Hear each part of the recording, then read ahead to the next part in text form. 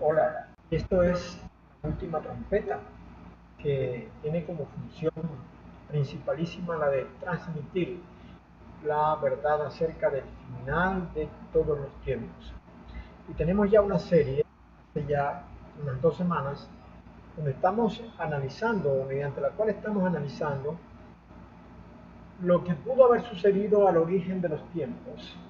Y estamos confrontando tres corrientes bíblicas, mejor dicho, tres corrientes, que son la historia, la palabra de Dios y la mitología.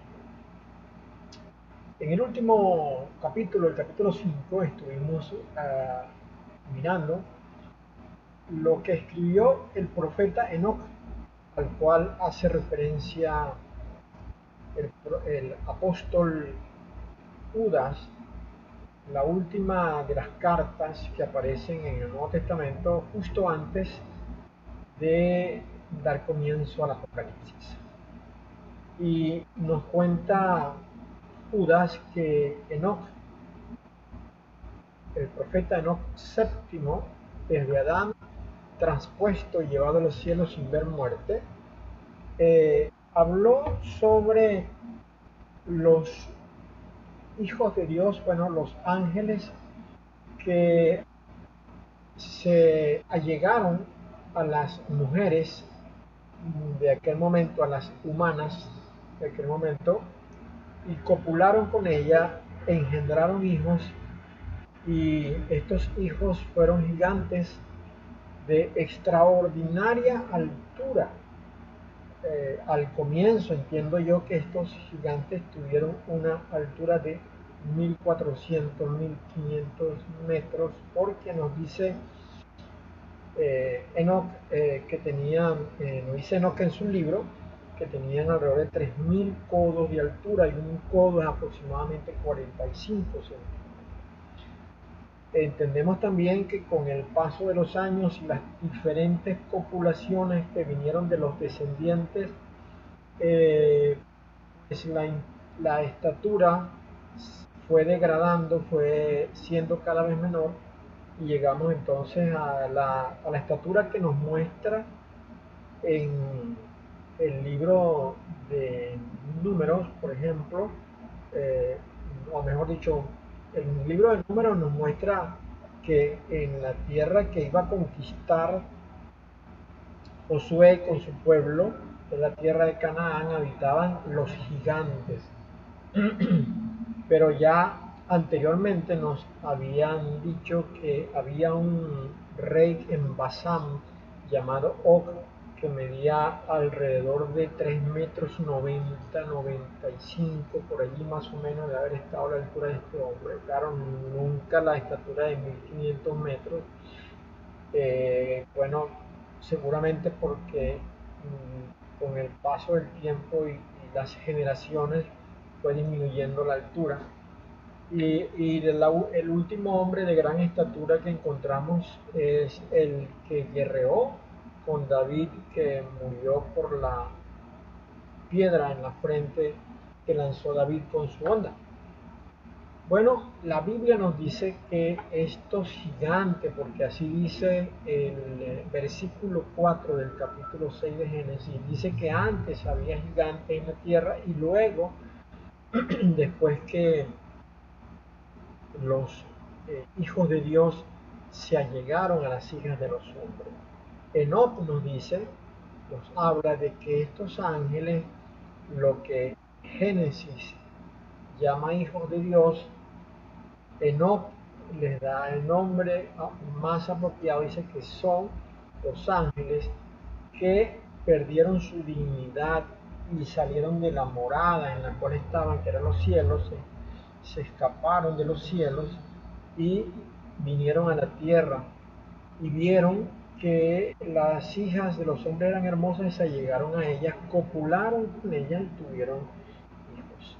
Dicen que estos fueron los varones de renombre, eso nos dice Génesis, los valientes que habitaron en la tierra, pero Enoc nos da una descripción un poco más fuerte, nos dice que estos gigantes crearon una mortandad sobre la tierra, mataron muchas personas y nos cuenta Enoch en su libro que 4 de los ángeles que eran fieles a Dios eh, fueron delante de la presencia de Dios. Estos fueron Miguel, Sariel, Rafael y Gabriel. Fueron a la presencia de Dios y le contaron lo que estaba pasando en la tierra, y entonces Dios le da unas instrucciones. Comienza a dar instrucciones, esto aparece en el capítulo 10 del libro de Enoch, y le dice, le dice a Sariel, que vaya a donde el hijo de Lamec. Sabemos que el hijo de Lamec es Noé. Vaya a donde el hijo de Lamec y le diga a Noé, le dice, que le revele sobre la consumación que Dios va a ejecutar sobre la tierra. Dice, pues la tierra entera toda va a perecer. Un diluvio, le dice Dios a Sariel que le diga a Noé, un diluvio está por venir sobre toda la tierra y todo lo que se encuentre en ella perecerá. Ya sabemos que esto sucedió y hay testimonios bíblicos que dan cuenta de esto, además de testimonios históricos, descubrimientos, hallazgos arqueológicos que muestran cómo en capas profundas de la tierra todavía se encuentra fango de aquel momento. Tal fue el descubrimiento que hicieron los arqueólogos que excavaron en la zona donde los sumerios habitaron y se encontraron excavando en la región de Uruk. Se encontraron allí que había fango a ciertas profundidades que se presume que era como consecuencia del diluvio. Entonces, le dice Dios a Sariel, le dice, enseña al justo, al hijo de Lamec, lo que debe hacer para preservar su alma para la vida y escapar definitivamente, pues por él será sembrada una planta y serán establecidas todas las generaciones. Es decir, Dios pensaba destruir la tierra, pero dejar vivo a Noé, lo cual sabemos que fue así, porque en el capítulo 7 se nos dice, en el capítulo 7 del Génesis, se nos dice que los que entraron en la barca fueron Noé y su familia. En el verso 13 dice, en aquel mismo día entraron Noé y Sem, Cam y Jafet, hijos de Noé, la mujer de Noé y las 3 mujeres de sus hijos con él en el arca. Entonces ya sabemos que esto ocurrió, que Noé se salvó porque esa era la decisión de Dios. Ahora, luego que Sariel sale a entregar, a hacer cumplir estas instrucciones que Dios le dio, entonces Dios habla con Rafael, otro de los ángeles que están en su servicio, y le dice, encadena a Asael de pies y manos, arrójalo en las tinieblas, abre el desierto que está en Dudael y arrójalo en él. Bota sobre él piedras ásperas y cortantes, cúbrelo de tinieblas, déjalo allí eternamente sin que pueda ver la luz. Esto es muy, pero muy interesante porque, como les decía, el apóstol Judas nos dice que estos ángeles fueron colocados en prisiones eternas, ¿no? Cuando nos dice en el verso 14 que profetizó Enoch, y dice que de estos también profetizó Enoch séptimo desde Adán, diciendo, he aquí vino el Señor con sus santas, con sus santas decenas de millares para hacer juicio contra todos y dejar convicto a todos los impíos de todas sus obras impías que han hecho impíamente y de todas las cosas duras que los pecadores impíos hablaron contra él. Entonces dice, más adelante, que estos estos ángeles fueron colocados en prisiones eternas, en prisiones, fueron colocados en cárceles y de allí no saldrían ya nunca más. Esta fue la sentencia, pues que Dios le dice acá a Rafael, dice, encadena a Asael, arrójalo en Dudael y déjalo allí eternamente, cubierto de tinieblas y piedra, ¿no? Y dice que este ángel va a estar allí eternamente y que solamente será soltado cuando sea el momento del juicio.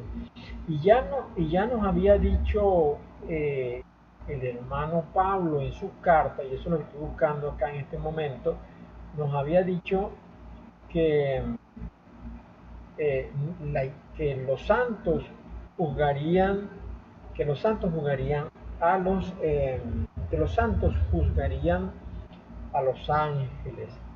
Y esto lo hace todavía mucho, mucho más interesante porque nosotros vemos entonces que los ángeles que estuvieron al comienzo eh, han de pagar por las cosas que hicieron, pero qué interesante porque entonces es la misma iglesia la que los va a juzgar. Estoy buscando acá porque no lo tenía preparado, donde es que Pablo dice que la iglesia ha de juzgar a los ángeles.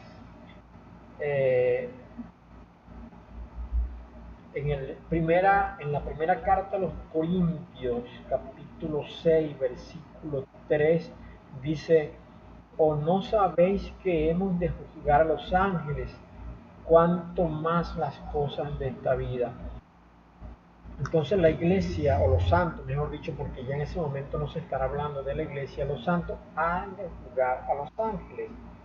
Y ese es el gran juicio que aparece, pienso yo que es así en el capítulo 20 de Apocalipsis, cuando se han abierto todos los libros y se han juzgado todo lo que no estaban escritos en el libro de la vida, cuyas obras están escritas en este libro, que es el libro del juicio, ¿no?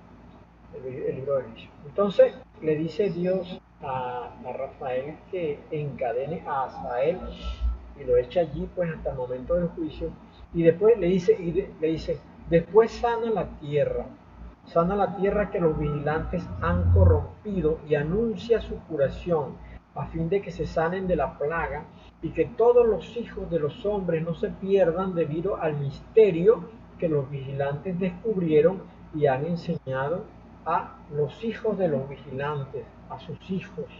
Esto es algo tremendo, ¿no? Que dice los misterios de los cielos. Quiere decir que cuando los ángeles estuvieron acá en aquel momento, le contaron a sus esposas y estos a su vez a sus hijos y a sus hijos de sus hijos, que descubrieron los secretos de los cielos. ¿Ah? Así es lo que sucedió en aquel momento. Bueno, luego dice, toda la tierra ha sido corrupta por medio de las obras que fueron enseñadas por Asael. Impútale, es decir, acúsale entonces todo pecado. Así que Rafael fue el señalado de encadenar a Asael y guardarlo preso.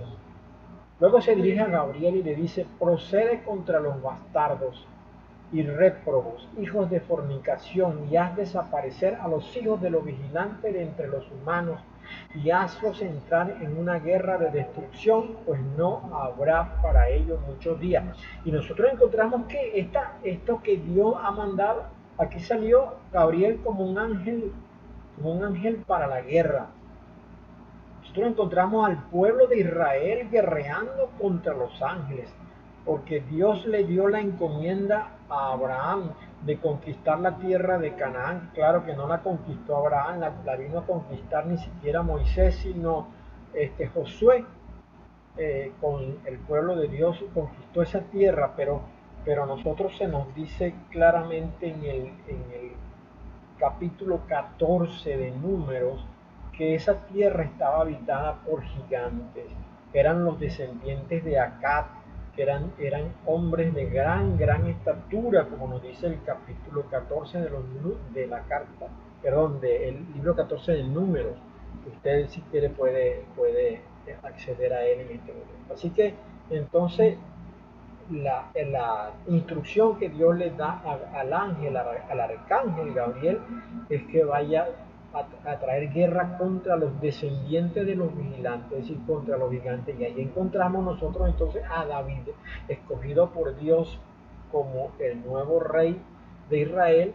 En ese momento todavía no lo era, tomando una simple y sencilla onda que era un instrumento hecho para lanzar piedras, y en cambio el gigante Goliat, que medía alrededor de 2,90 m, venía él con coraza y con espada y con todo esto, armado para la guerra. Este gigante se planta delante de David y Dios no solamente derrotó al gigante, si el gigante hubiese quedado vivo, se hubiese sentido sumamente humillado, porque ni siquiera pudo blandir su espada para guerrear contra David, porque David le destrozó la frente con una piedra, humillado completamente, porque un arma tan sencilla como esta, y si se quiere ingenua, fue la que venció a el gigante Goliat, un gigante que era descendiente de los primeros gigantes que habitaron la tierra, producto de la relación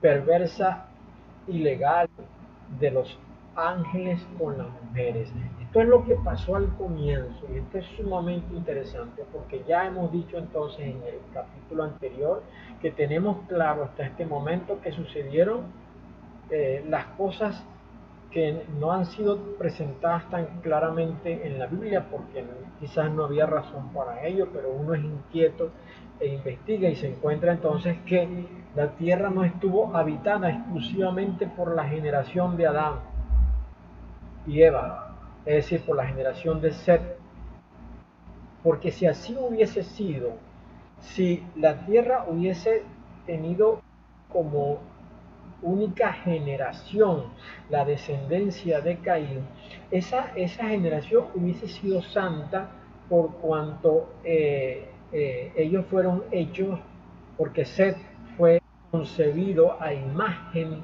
de Adán, y Adán era imagen de Dios.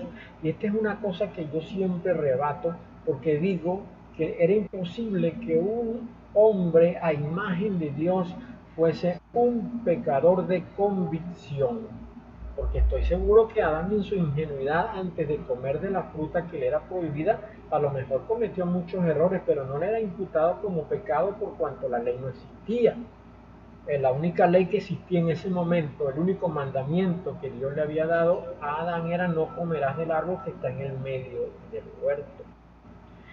Árbol que, por cierto, dice la literatura no canónica, que tenía una altura de aproximadamente, un recorrido de aproximadamente 500 años para llegar desde la base hasta la cúspide. No dice cómo se habría de subir, pero supongo que subiendo a mano y a pie, a pulso, se necesitaba 500 años. Eh, dice, dice una nota aclaratoria que aparece en el Targum de Jonah. Así que esto es sumamente interesante. Bueno, vamos a seguir con el relato, y entonces Gabriel ya sabemos que viene a imponer guerra en la tierra.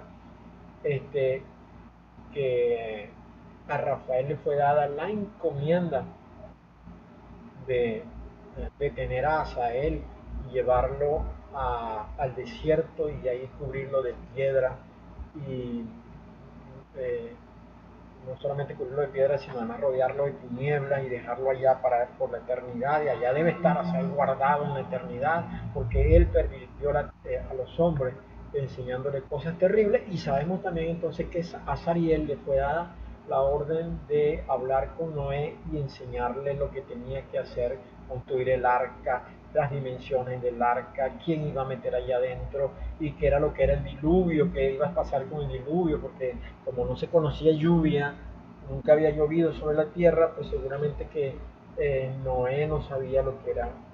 Así que nos queda entonces un un solo ángel, que es Miguel. Y entonces el Señor habla con el Señor Dios Todopoderoso, alabado sea su nombre, habla con Miguel y le dice: ve y anuncia a Chemiasa y a todos sus cómplices que se unieron con mujeres y se contaminaron con ellas en su impureza, que sus hijos van a morir, y ellos verán la destrucción de sus hijos. Es decir, los hijos morirían y estos ángeles con sus mujeres que habían procreado en la tierra y habían formado familia en la tierra, verían la destrucción de sus hijos.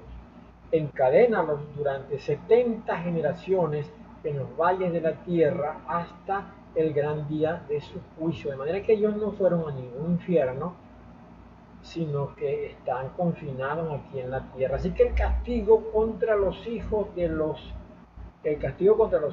ángeles con las mujeres fue quedarse en la tierra. Estas cadenas, supongo yo, que no son literales, sino es una manera de explicar la autoridad de Dios para encadenar, para someter, sujetar a estos seres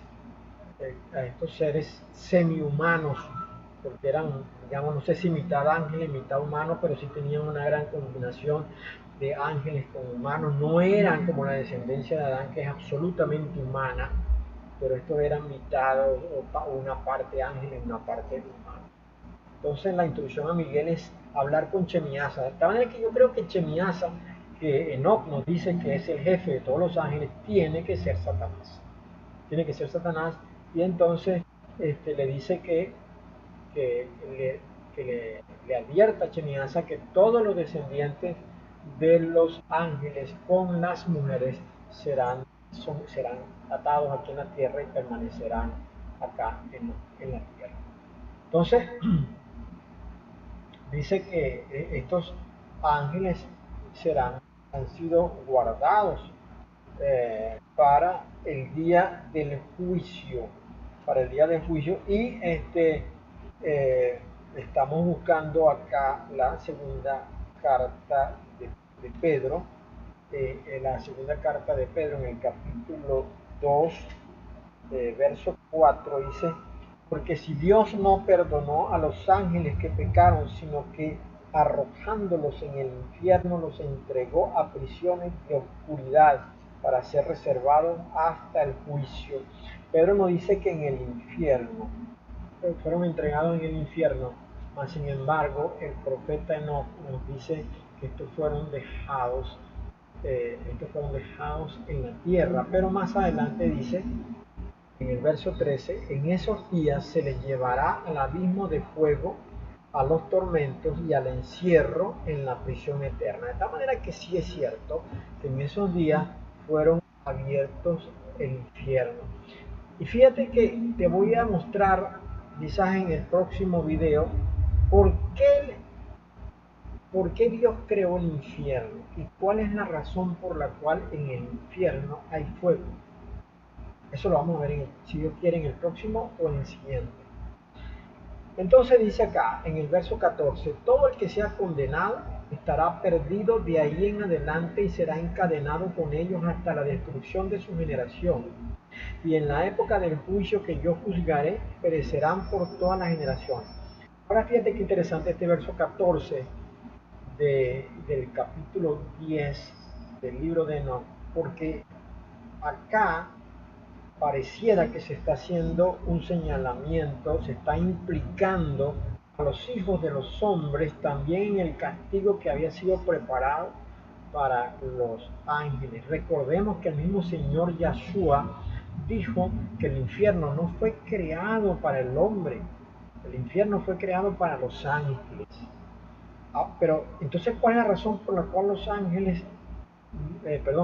van al infierno? Bueno, porque imitan a los ángeles en sus acciones perversas, y los ángeles trajeron las acciones perversas. Recordemos que Enoch escribió, y esto también lo cita el apóstol Judas, que haciendo una comparación con Sodoma y Gomorra con los ángeles, hace una comparación de Sodoma y Gomorra con los ángeles, dice que lo que hizo Sodoma y Gomorra que no solamente era que tenían una vida absolutamente libertina en cuanto a la fornicación, allí no había ningún respeto por matrimonio ni ninguna de estas cosas, sino que se practicaba la homosexualidad, hombres con hombres y mujeres con mujeres, y compara a los ángeles con Sodoma y Gomorra. Dice que Sodoma y Gomorra imitaron a los ángeles, lo cual parece decirnos en consecuencia que los ángeles, estos ángeles perversos, los que hicieron acuerdo con Chemiasa, es decir, con la culebra, estos ángeles practicaban la homosexualidad. De tal manera que ellos entonces sabían lo que era el placer desde ese punto de vista, y por esa razón, como ellos conocían el placer, es por la que ellos codiciaron a las mujeres, porque si ellos no hubiesen sentido placer, ellos no hubiesen tenido ninguna forma de codicia, pero por cuanto esto pasó así, entonces sucedió lo que sucedió. Entonces nos dice, le dice Dios a Miguel: destruye todos los espíritus de los bastardos y de los hijos de los vigilantes, porque han hecho obrar mal a los humanos. Destruye la opresión de la faz de la tierra, haz perecer toda obra de impiedad y haz que aparezca la planta de justicia. Ella será una bendición y las obras de los justos serán plantadas en alegría para siempre. La planta de justicia aparece en los capítulos finales de Apocalipsis, pero que el 24 lo menciona. El árbol que está, el árbol del cual sale justicia para todas las naciones, que está allí en el lago frente al trono de Dios. Dice, en ese tiempo, con esto voy a terminar por el día de hoy, en ese tiempo todos los justos escaparán y vivirán hasta que engendren millares. Todos los días de vuestra juventud y vuestra vejez se completarán en paz. Entonces toda la tierra será cultivada en justicia y toda ella será plantada de árboles y llena de bendición. La tierra poblada, ¿verdad? En tiempo de bendición. ¿Cuándo ocurrirá esto? Entiendo yo que es en el gobierno milenial del Señor Yeshua.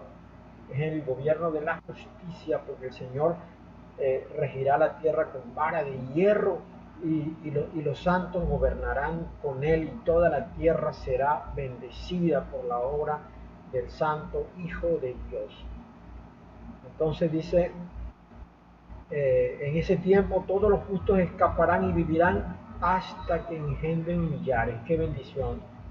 Le dice a Miguel: y limpia tú la tierra de toda opresión, de toda violencia, de todo pecado, de toda impiedad y de toda maldad que ocurre en ella, y hazles desaparecer de la tierra. ¿Sabes cuándo será esto? Cuando el Señor aparezca en los cielos, cuando el Señor Yeshua aparezca en los cielos, con sus millares de ángeles, montando caballos todos ellos. En ese momento, Miguel, con los ángeles que pelean junto con él, atrapará a Chemiasa, es decir, a Satanás, le pondrá cadenas y lo llevará abajo al infierno, junto con todos los ángeles, junto con el falso profeta, junto con los que no están inscritos en el libro de la vida, junto con la muerte.